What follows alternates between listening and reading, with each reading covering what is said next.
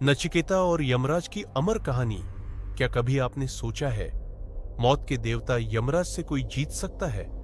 आज हम सुनेंगे नचिकेता की वो कहानी जिसने मौत के सामने भी ज्ञान पाया। बहुत समय पहले वाश्रवा नाम के एक आर्षि ने विश्वजित यज्ञ किया।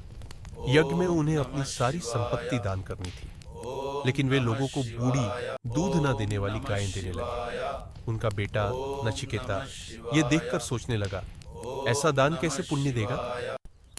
नचिकेता बार बार अपने पिता से पूछने लगा, पिताजी, आप मुझे किसको दान देंगे? शुरू में पिता ने टाल दिया, लेकिन बार बार पूछने पर गुस्से में कह बैठे, मैं तुम्हें मृत्यु को देता हूं। पिता की बात को सच मानते हुए नचिकेता अकेले यमलोक पहुंच गया, लेकिन यमराज घर पर नहीं थे। नचिकेता ने 3 दिन और 3 रात बिना भोजन पानी के प्रतीक्षा की।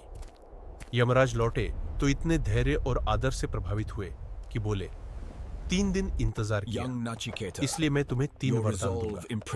पहला वरदान, नचिकेता ने कहा, मेरे पिता का क्रोध शांत हो, वे मुझे प्रेम से पहचाने। यमराज ने यह वरदान तुरंत दे दिया। दूसरा वरदान, नचिकेता ने स्वर्ग प्राप्ति का रहस्य अग्नि विद्या मांगी। यमराज ने उन्हें नचिकेताग्नि की विधि सिखाई, जिससे स्वर्ग में स्थान मिलता है।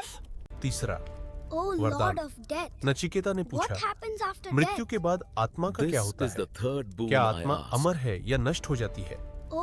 यह सवाल सुनकर यमराज ने उन्हें रोकने की कोशिश की। यह गूढ़ रहस्य है, देवता भी जिसे जानने को उत्सुक है। यमराज ने उन्हें धन, राज्य, सुंदर अप्सराएं और 100 साल का जीवन देने का लोभ दिया, पर नचिकेता अडिग रहे। मृत्यु के बाद के ज्ञान के बिना बाकी सब व्यर्थ है। आखिर यमराज ने उन्हें आत्मा का शाश्वत सत्य बताया। आत्मा न जन्म लेती है, न मरती है। यह अमर, अजर, अविनाशी है। जो इसे पहचान लेता है वह जन्म मरण के चक्र से मुक्त होकर मोक्ष को प्राप्त करता है। नचिकेता ने यह ज्ञान पाया और मृत्यु पर विजय पाया। इस कहानी से हम सीखते हैं, सच्ची जिज्ञासा और दृढ़ता से हम सबसे कठिन सत्य को भी जान सकते हैं।